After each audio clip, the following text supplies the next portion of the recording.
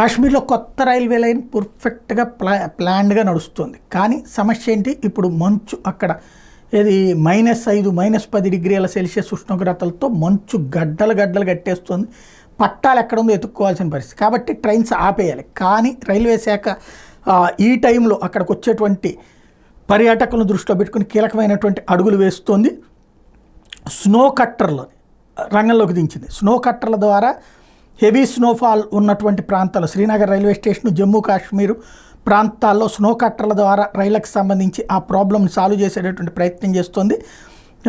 ఎక్కడికక్కడ ఆపరేషన్స్ని కంటిన్యూ చేసుకొస్తుంది. అలాగే వేడి నీళ్ళని బాగా విపరీతంగా వాడేటటువంటి ప్రక్రియ చేస్తుంది. అక్కడంతా కూడా వాడుతూ ఉంది.